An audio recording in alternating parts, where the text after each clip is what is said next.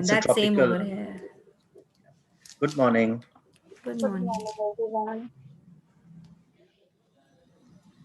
Oh, Om Shanti. Sorry. Oh, Om Shanti. how is everyone? Yeah, great. Thank you. Good. Doing good. Okay, so let's begin today's session. Are you ready? Just sit up straight on your mats and gently close your eyes. Make sure that your spine is erect.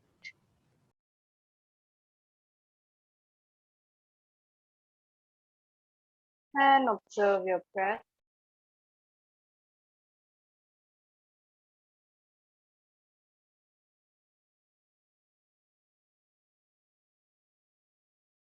Allow your mind settle down and come to the present moment.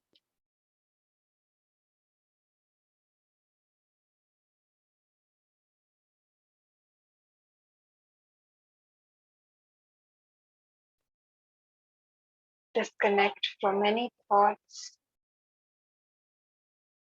be it from your past or your future.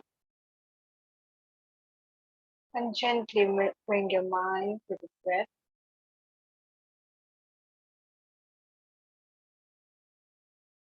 Relax your neck and shoulders. Forehead is completely relaxed.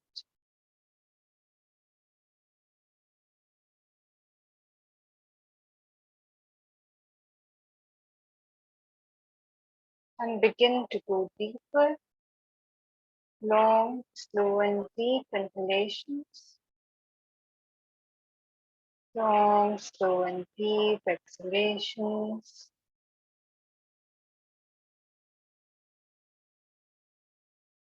Go at your own pace. Begin to calm down the mind.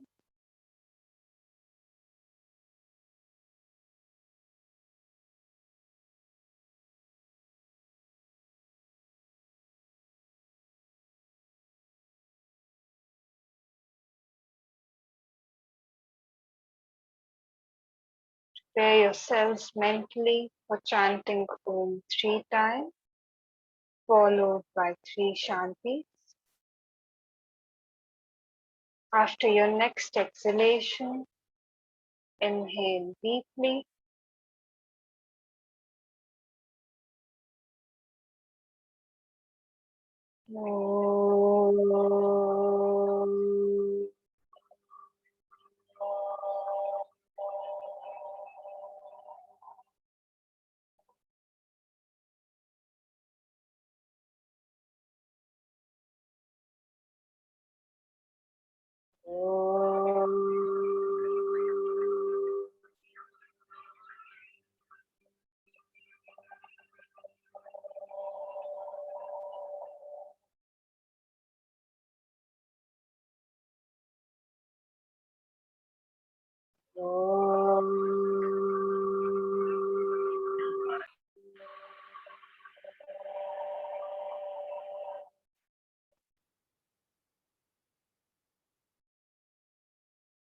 Shanti, Shanti,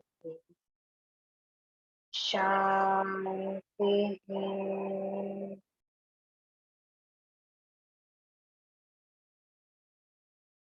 Stay with the vibrations.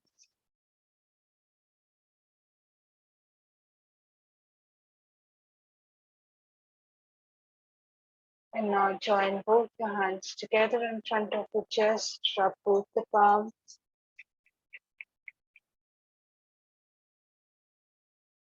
Place them over your eyes. And slowly, while blinking and looking at the palms, open up your eyes. Come back with a smile and namaste to everyone. Let's begin today's class. So yesterday we talked about the origin of yoga, and eventually our main focus became the 3 types of dukh that we discussed. So Was anybody able to note down how your day went and which dukh you were facing, like during the day?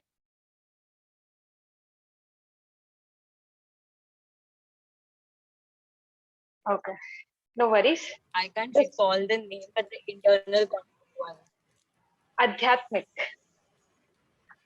the spiritual one. Yes. Yeah, Adhyatmik dukh. So Ah, actually, hmm. I faced the first one, Adi Bhautik. I and when I faced it, I was laughing at myself. Oh, I just realized, oh, I did that. Yeah. It's a very good way to detach yourself from the seriousness of a situation. Like it gives you a pause. Like when this thought Hmm. comes in, okay, this is the dukh that I'm facing, then Ha, there is a pause exactly. in the emotion. Ha. Yeah. Yeah, all of this will get very funny now. Like once your level of awareness increases, all of these things like that happen in your day-to-day life, you'll start like at least if something is giving me some suffering, then I should at least have the opportunity to enjoy it. So it adds a lot True. of fun to your day-to-day life. True. Even I do that sometimes, like, and I really enjoy it. Yeah. So when we discuss the three dukkhas, I forgot to mention. So, when we do the three shantis at the end of any prayer or when we open and close the class, so there is a reason why we do the three shantis, and the reason is the categorization of the three dukkhas. So, for each dukh, I am saying shanti for Adi Bhautik, then I'm saying shanti, Adi Devik, and then shanti, Adhyat. So when you say Shanti the next time, you will actually like because now you know why you're saying Shanti, so you will be able to send an intention in that direction now. That now I'm trying to like calm down all the three dukkhas that I face in my life. So that's the reason why we chant three times Shanti at the end of any prayer or when we chant Om and open our class. So that was one thing I missed out on yesterday.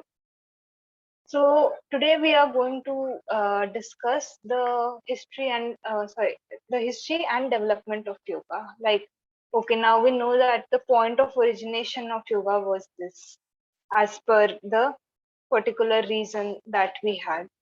Now we need to see, okay, now it originated. Now that practice is already there in our Your life. voice is cracking a lot. It's breaking. Yeah. Is it breaking Uh, for everyone? no, I suppose it's fine for me. Okay. Anusha ji, you can change your place. Maybe you might catch better network. So maybe Okay, it okay. will. Okay. If it's only me who's facing this, No, here is fine. okay, fine, fine. Then maybe my network. No problem. So you can just move around and figure out where you're catching the best network. Yeah, yeah, yeah. Okay. So now I already have the practice of yoga in some form or another form. So we'll see how it started developing from the past time. Okay, so for the sake of simplicity, I will divide the time period as per Patanjali ji. Okay, so our main focus point is Patanjali ji because he was the one who systematized the entire yoga process. Okay, when you go on the internet or if you read other like I would say places in other places you will see pre-classical, classical, post-classical. This is the division, but I'm going to divide it according to Patanjali ji, so you can consider that Patanjali ji's time is the classical period. Okay, anything before that is pre-classical and anything after his time is post-classical, and then we will come to the modern era also. But for the sake of simplicity, right now we're just keeping 3 points. Okay. So Patanjali ji's time was, I would say, 800 BC. Yes. So sorry, 500 BC to 800 AD. That was his timeline. Okay. That is the generally accepted timeline. Once again, There is a lot of mystery around all of these things. No proper historic evidence has been found of his time of existence, but a lot of people debate, a lot of historians debate on the existence of a particular person when the I would say timeline is not very clear. Okay, so generally speaking, his timeline of existence was from 500 BC till 800 AD. This is the timeline in which he existed. Okay, so now before 500 BC, there was yoga was still there, but it wasn't systematized at that point of time. So the major source from which you could gain an understanding of yoga. So the word yoga was not directly used in the Vedas, but the practices that we do in the process of yoga. So asana, pranayam, these are things that you will vaguely find in the Vedas. There is no direct mention of yoga in the Vedas. Okay. So the Vedas, Upanishads, Smritis, these formed the basis of understanding of yoga before Patanjali ji came in. Okay. Epics like Mahabharata and Ramayana, these were the things that were telling people that okay, there is a way of living. So yoga was the way of living. What eventually happened was in India, it was passed down in such a way that rather than going separate, you were practicing yoga as a way of living only. Okay, so if you go like way back 300 BC, you will see that Indus Valley civilization, there are certain evidences over there also of people sitting in certain meditative postures. So the practice of meditation and the postures of meditation were found in the Indus Valley civilization as well. So people were practicing all of these things as a part of their day-to-day life in that time as well. Okay. So before Patanjali ji, our sources are once again the Vedas, the Upanishads, Smritis, Purans. These are all like different texts which give you different forms of information. Okay. Ramayana, Mahabharata, these things exist in that timeline. Okay. Then eventually what happened was time moved and we were now getting more systematic. So as we were getting more systematic, then the great Rishi, Maharishi Patanjali ji, took birth over here on earth, and he was the first person who compiled this entire knowledge of yoga. Okay, so now we are coming to the classical period of yoga, where everything that existed was compiled in one particular text. Okay, so it's the text is called Patanjali Yoga Sutra. When we will discuss our future classes about this, then we will see what the text is, what the text contains, what it's telling us, and what it's like trying to where is it trying to guide us. So that we will do in detail in one class. Okay. So in his time, he systematized So the we will entire. be learning the philosophy through the Patanjali Yoga. Sorry, can you go again? I'm saying so we will basically be learning the philosophy through his book, right? Patanjali Yoga Darshan. You have an introduction to Patanjali Yoga Darshan, but the sutras are not covered in 200 hours course. So you have the I can say introduction to all the texts of yoga, which will help you. And Headlines. we will also discuss Ashtanga Yoga in the future classes. So one major Okay, so the sutras are covered in 300-hour course, is it? yeah, I can say that Okay. some sutras are discussed in 300 hours.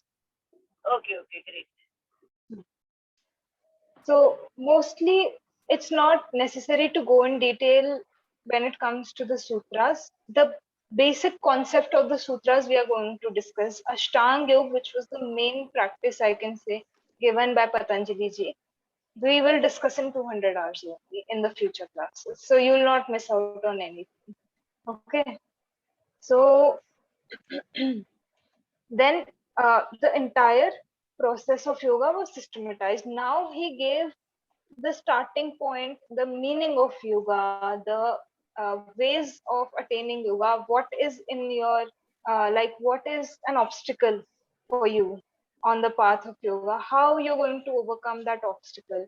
When you overcome that obstacle, what is it that you will achieve on your way to yoga? All of these things have been talked of in detail in the Patanjali Yoga Sutra. So when you walk on a path, suppose that I am going from here, Rishikesh to Delhi. So there are a lot of places that I will cross.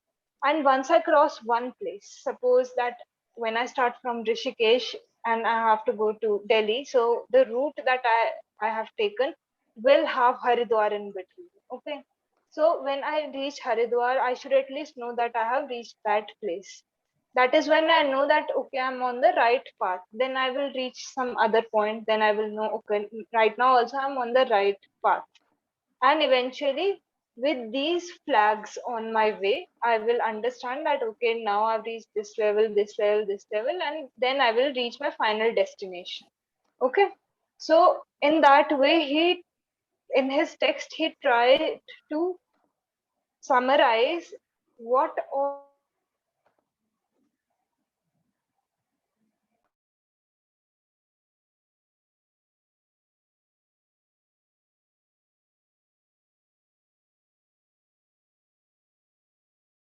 eight limbs, a step-by-step process which you can follow to reach the final goal, which he called Kevalya. Okay, so the last point of Samadhi is called Kevalya. He gave the name Kevalya to that point. So Samadhi is of types, and the final point, the highest level of Samadhi, is called Kevalya. Okay, so in this time we see that a lot of commentaries on his Yoga Sutras came up, and even Bhagavad Gita got very famous, like you know, and the different schools of yoga, so Karma Yoga, Bhakti Yoga, Jnana Yoga, these three main schools of yoga also started to flourish. Now people were able to understand, okay, depending on what my personality is, I can adopt a particular path of yoga. It's not necessary that, for example, I'll take the example of Bhakti Yoga. Okay. So when you go into Bhakti Yoga, the relevance of emotion is very high. Okay. So if I am an emotional being and I connect with my emotions a lot, no logic works for me. I'm an emotional being. So what I will do is I will use that, I will understand that that is my strength. My emotion is my strength, and then I will direct it on the path of Bhakti Yoga. I'll go into Bhakti Yoga where there is unconditional love. Yes, and that is will become my starting point. So for all the schools of yoga, your starting point is different depending on what strength you have. Okay, if I'm a very logical person, I will go for Gyan Yoga. If I believe in my action a lot, yeah, whatever I'm doing that is having an impact, then I can go for Karma. So depending on which aspect is strong for you, you can adopt a path of yoga, and then all of them eventually start to merge together. So these are not separate schools. These are theoretically studied as separate schools. But once one gets into the practice, they all of them start to merge, and you won't even realize where they have started to merge. Okay. So even so in Bhagavad Gita, you will find these distinctions. Karma Yoga, Bhakti Yoga, Jnana Yoga. So all of these things started getting famous during that timeline. So it's your 500 BC to 800 AD. This was the time when all of these things started gaining a lot of, like I would say, um, started getting famous. This was the time when yoga flourished the most, in fact, because now it was systematized. Yes, even Buddhism and Jainism came in around this time only. So the eightfold path that was given by Buddha, and the sevenfold path that was given by in Jainism. also flourished during this time period. Okay, so this is the class to the midpoint. Now we'll go to the later point. So after 800, so practices of Tantra Yoga, practices of Hatha Yoga, they started coming in. They started becoming more prominent because as the time changed, the need that people faced for that same like practice, there are different uses that I can take out of that practice. My main goal is moksha or liberation. For us, the main goal is moksha or liberation. But eventually, what started happening was that human beings started experiencing a lot of diseases. I would say on a physical level initially, then in modern times, even depression, mental diseases have also started coming in. Yes, psychosomatic diseases. So all of these things, eventually what yoga did was it adjusted itself according to the understanding of people, because yoga as a practice is yoga. Okay, it's a spiritual part, but because it is passed down from one generation to the other, so people carry it forward from one generation to the other. So they will try to incorporate that same practice in the way in which it serves them best. So earlier people were looking for spiritual, they were more focused on the spiritual aspect of yoga. But as the time moved, they saw that maintaining a physical health was like more important, because other things will come.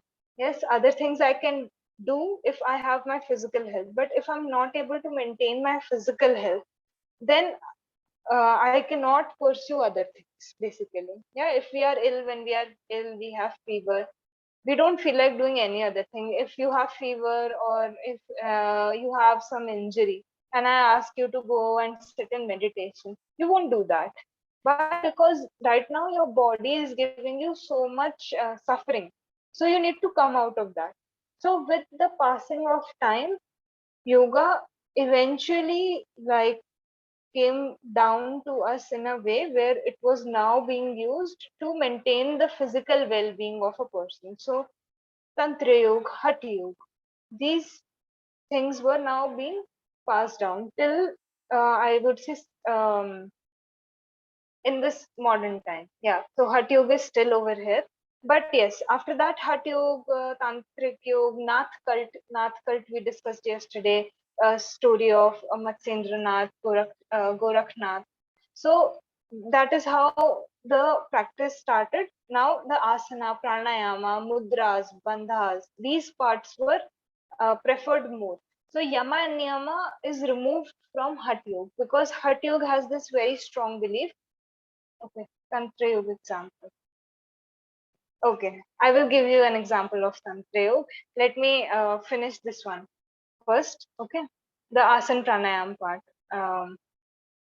Because this one was a very major point. So when you go into Hatha Yoga, okay, when you go into Hatha Yogic practices, then you see that Yam and Niyam in Ashtanga Yoga, Yam and Niyam are the first two steps. But in Hatha Yoga, Yam and Niyam is removed and you start directly from asana. Why? Because eventually, once again, with the changing of time, what happened was that people, now if I say that one of the yamas is that you don't have to lie. Okay, so now people get stuck over there, because they're just like, now I don't have to lie. So the first time that they are told this, they try not to lie, but eventually we have to interact with the day-to-day world. So some lie in a small form or a big form comes up in our life. Okay, it does happen. So people start going into guilt because of that, because now they have broken the yama. So how can they proceed to the next limb? So when this was observed, because Ashtanga Yoga gives more important, like the first two steps are Yam and Niyam. So when this was observed that the mind is going into so much guilt and it is doing more harm than benefit, then Yam and Niyam was removed and Hatha Yoga came in. That, okay, start with asana, do pranayama, build up strength in your body. so that your mind also develops with the practice of asana. So now when you are practicing asanas in your classes, so first few days you will face a lot of pain. You'll be like, oh, this hurts, this hurts. But eventually what will start happening is your body will start adjusting with that thing. And even if your body hurts, then you will develop that sense of understanding that okay, this pain will go away. Let me just, if my teacher is telling me to breathe deeply during a particular posture, maybe I should just try and breathe deeply and hold in that posture.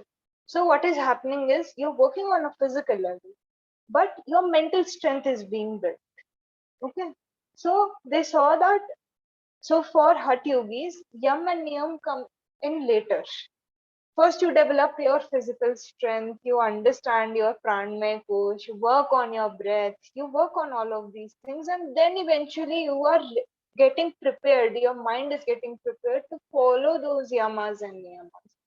Earlier, the guru didn't allow the student to enter before seeing the mental strength of the student. In fact, sometimes they even took 3 to 5 years before they accepted a student. They gave the student a task for 3 to 5 years. They were just like, go live over there and show me that you are capable, of surviving in these extreme circumstances.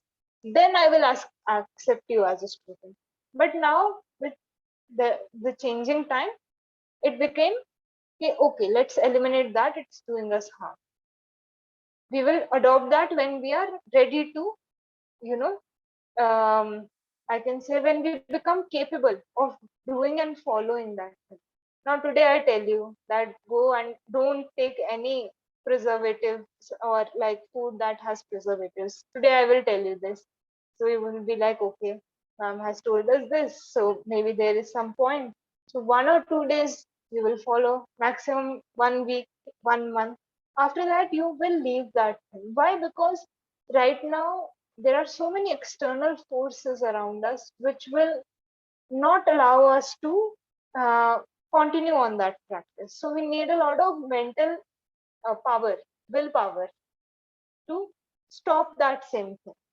Now somebody is eating ice cream in front of me and ma'am has said no, you don't have to eat all of these things. So what will you do? Eventually the mind has this tendency to, okay, let's have a cheat day. Okay. And then you go and eat that. So right now it is important for us to develop our physical strength so that our mental strength also develops along with that. Okay. So there were three acharyas that came in during the, like after Patanjali ji's time. So Shankaracharya, yeah, Shankaracharya was one of those three acharyas. And like he got pretty famous. Like he was the one who compiled a lot of things and gave a lot of concepts that we read of today. Yeah. So Shankaracharya was one of them. Then Madhavacharya was another one. Okay. And Ramanujacharya. Ramanujacharya. Yeah. He was the third one. Okay. So I will just write down their name. These were the three acharyas that came in and contributed heavily to the development of yoga.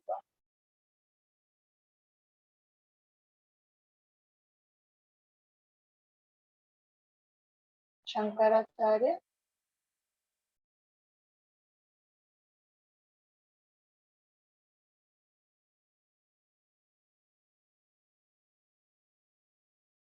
Madhavacharya, and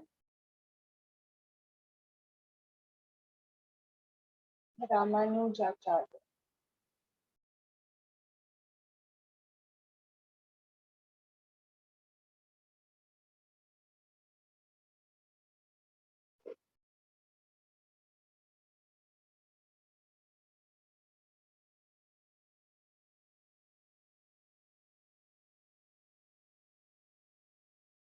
This is the correct spelling.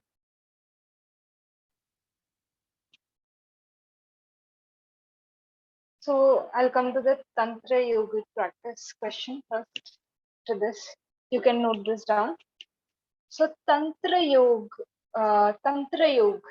is basically Tantra has been said to be this physical body. So anything and all the practices that you are doing using this tantra, this instrument, are the practices that come under Tantra Yoga. So even practice of asana, mudras, all of these things, bandhas, these are included in Tantra Yoga.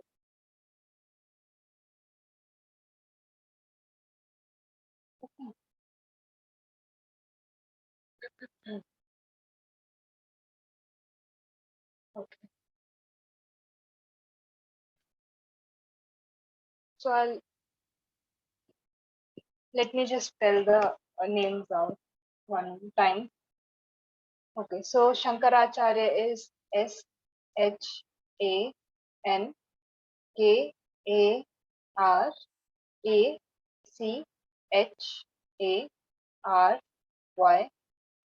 Shankaracharya. Then Madhavacharya is Madhavacharya,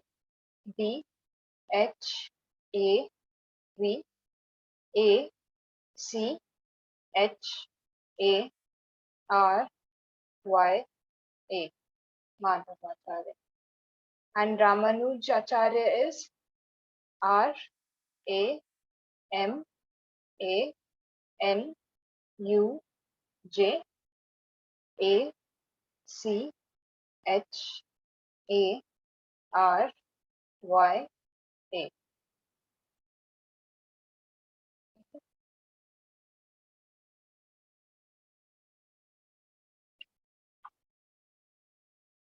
So we have done pre-Patanjali, Patanjali, post-Patanjali. Now post-Patanjali is also further subdivided. So one is from 800 AD to 1700 AD. Okay, that timeline in which these three gurus came in, they shared their information, their knowledge, their understanding of everything that existed before them. Then from 1700 to 1900, this timeline is called the modern era. Okay. So in the modern era, we see gurus like Paramahans and other gurus, Swami Vivekanand. These are all the gurus that come in the modern era. They existed during that time and they heavily contributed to yoga being passed down, like, and propagation of yoga. In fact, Swami Vivekanand ji went outside also, and he had a lot of conferences outside where he propagated the idea of yoga. Aurobindo, Sri Aurobindo ji, he also is counted in the modern era where he um, gave his own system and form of yoga, and integral yoga, I think that is what it's called.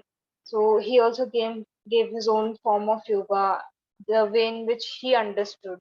And you will see even in today's time, there are a lot of ashrams of Aurobindo that are there, and people go there and try to follow what he uh, is teaching.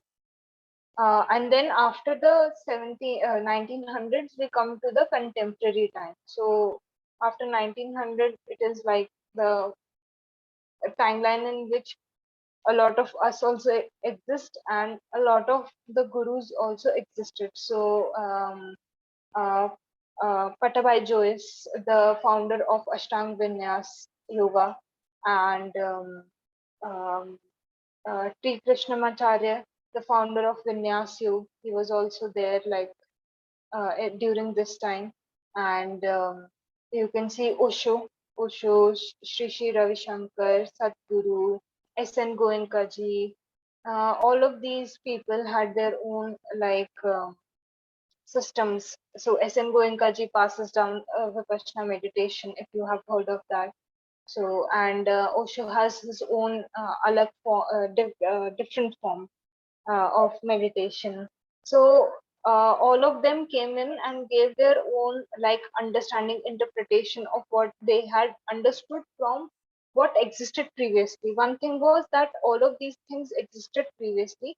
So if you go for some retreat of Sadhguru, you will see that he has taken out his own form. So they experimented with what was already there, and then they experienced something different, like they changed the practice, experienced something, and then they took out their own form of yoga. So it isn't anything that was not scientific. They experimented with the already existing practices, and they came to a point where they understood that, okay, for this time, maybe this practice is better than the traditional practice. So I'll take the example of Osho for this. So Osho's dynamic meditation is very famous. If you go to any Osho ashram, you will see that dynamic meditation is practiced a lot over there. So he understood that now people are not capable, people want to meditate, but for some reason or the other, they are not able to develop the capability to sit down and be in passive meditation, where you just have to sit down, close your eyes, and observe a particular object. Yeah, depending on the meditation technique. So he said, okay, let's leave that behind. What we'll do is we're going to come to a practice where everybody moves. So when the body moves, you are more engaged. And let me give them music. So trying to engage all the senses, and it turned into a very famous form of active meditation. And a lot of people go over there and have wonderful experiences, because he understood that sitting is not, I can say, feasible for everybody who is present. Yeah. So depending on the changing of the time, this is how yoga slowly developed, and now it is being passed down in this form. But it is very essential to understand this thing, that even though today yoga is being mostly practiced in the form of asanas and pranayamas and used for therapy, the main goal of yoga is beyond all of these things, like beyond all of these practices. And being yoga teachers, after this course you will become yoga teachers. So being yoga teachers, it is very important for you to make your students understand what is the relevance of this practice. So it's not merely used for treating yourself, or for attaining physical strength, or even going till the point where you become so your concentration becomes so subtle that you attain some psychic powers, because that also happens on the path of yoga. When you're walking on the path, you will attain siddhis, but that is not the goal of yoga. The goal of yoga is to eliminate yourself from all the sufferings in your life, and all of these things, the other things, physical, mental strength, and how you breathe, all of these things are actually just mere byproducts of the process that you are undertaking. Okay, so try to absorb the immensity of the practice that you are learning. It's pretty huge and wonderful once you start walking on. So any doubts in whatever has been discussed today? No. No, we were able to understand how yoga developed, and like anything that uh, confused you, or you were just like, okay, why this or why that? What is the right posture of yoga? Means you explained so many yoga, classical yoga, modern yoga, contemporary yoga. So what exactly the right way to learn yoga? Right way to learn yoga. See, Yeah. right now your main focus should be to establish a balance in your health. Right now, that is a major problem for all of us, that our health is not balanced. The first thing that you have to do is come to a point where you come to balance in your health. Right now, we are in the rogi category. Okay, so rogi Mhm. is somebody who is not well. Okay, come to a point where at least the pleasures that you attain in life, you are able to experience them fully. You come to the bhogi category. Okay, once you come to the bhogi category, where now all of the pleasures you're able to enjoy them, everything that you attain, you are enjoying that, then you will come to a stage where you will go to the yogi category. Okay, because right now if we cannot properly gain the pleasure of whatever we are experiencing, we cannot go to a stage where we rise above it.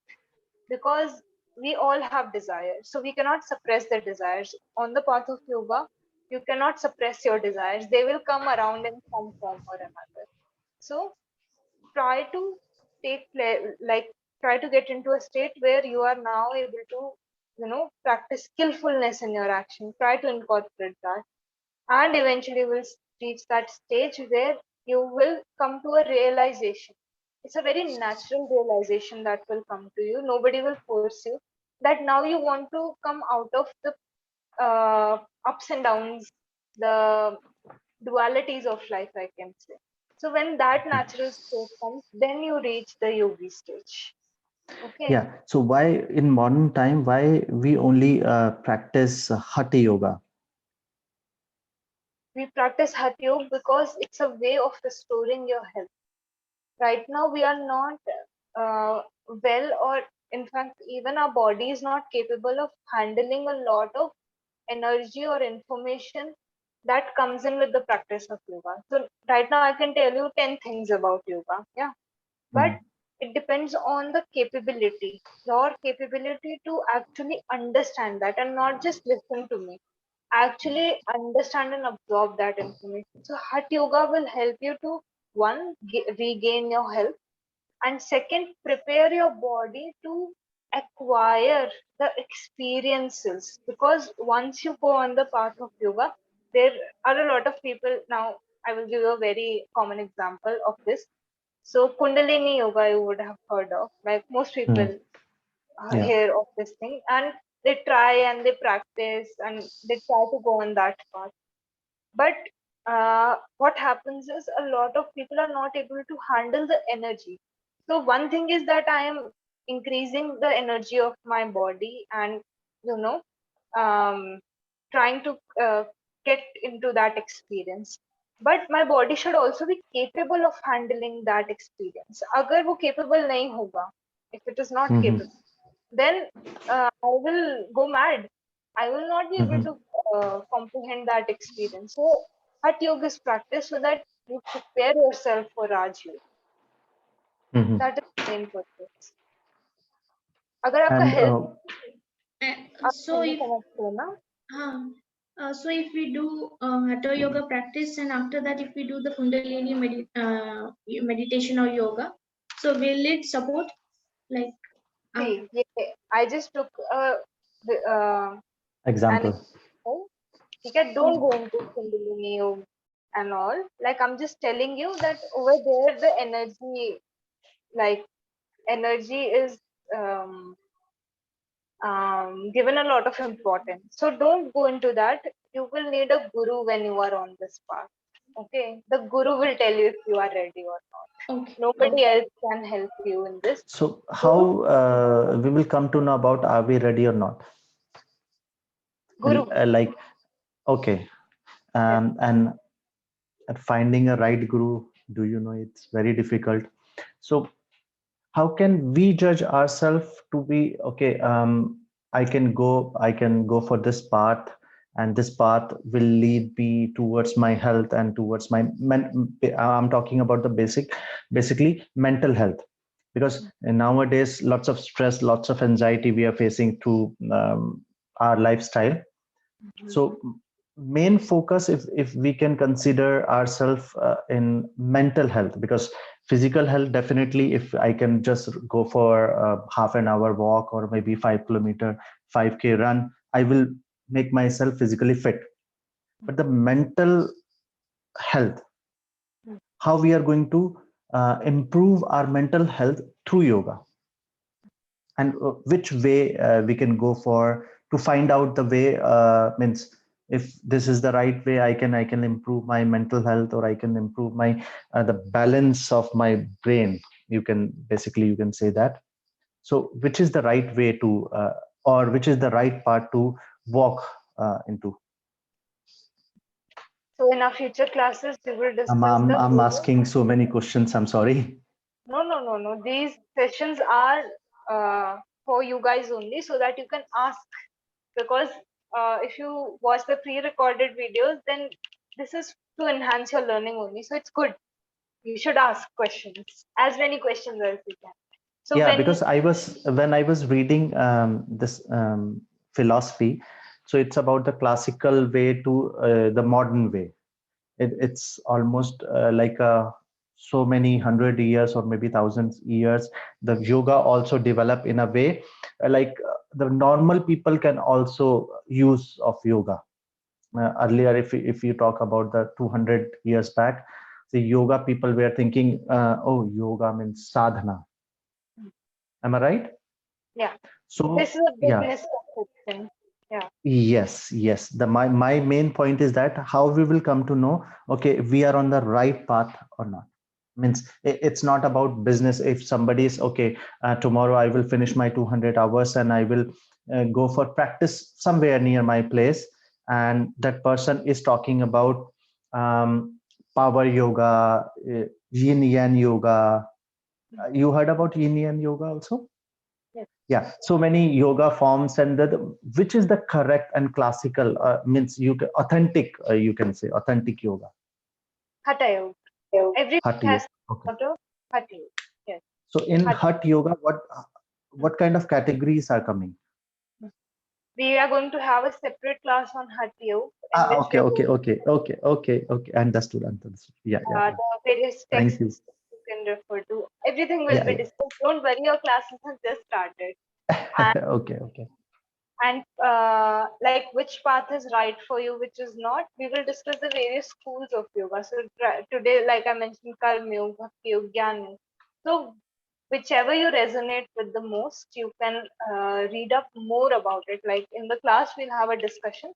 But if that really catches your attention, you can read up more about it, see how people practice that school of yoga, and you can go into those practices, because it's about the experience, not just mere understanding of these concepts. So yoga is a way of living, a way which will enhance your life. If you apply it in your day-to-day life, you will see a drastic change in your life. So yes, yoga philosophy classes are there for the sake of discussion, but eventually after this 1 month, how much you're able to implement, that is the main thing you have to focus.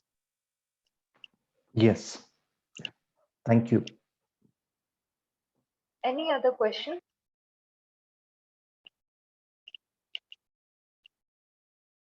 Okay.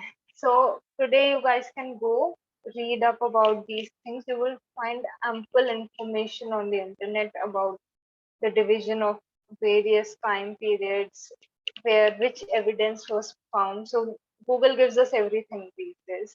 So you can, if you found all of this interesting, you can go and read in depth about all of these things. And if you come up with anything, like if you come across anything which creates a doubt in your mind, you can ask them tomorrow in the class, all those doubts. But our topic for Eastern development of yoga, today we have covered everything that we needed to cover. Can you share any resource or material that we can read in order to know more? Your manual, the manual that you will get with your online course, the manual will have all of this information. Okay. You can You go to receive page number 197, and Okay. then all the information is there. The one they shared at the time of Yes, registration you're talking about? yes, that one. Okay. Okay. Page number is Great. 177 onwards. You can go. All right. Okay. Thank you. And for your therapy classes, I have shared Ashtang Hridyam on the group today. So you Yeah, guys can. thank you so much. Thank you so much, because it's really good information. I was reading actually, so it's what so many things you were teaching. Those things were in that. Yes. So I've shared that on the group. So all of you can go and download that book. It's a very good book. It will help you with your therapy classes. Okay. Okay. So Thank you so much. let's end today's session. Okay. Back in next straight. Just gently close your eyes.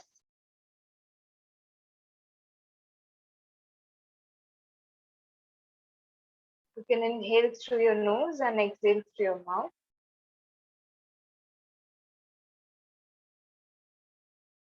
We'll chant Om one time, followed by Sri Shanti.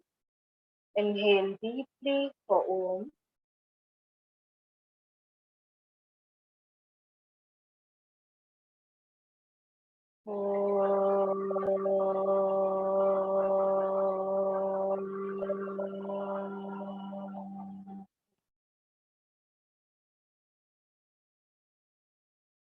Shanti, Shanti, Shanti.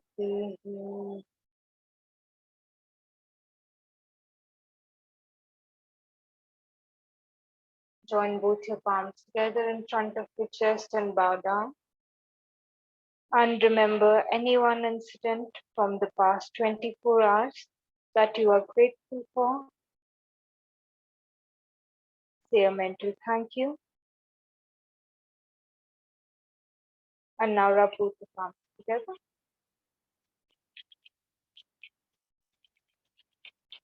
Place them over your eyes. And slowly, while blinking and looking at the palms, open up your eyes. Come back to the smile. And namaste to everyone. I will see you all in the evening for your pranayam class. Thank you. Thank you so much. Thank you. Bye-bye. Bye. Bye bye. Thank you.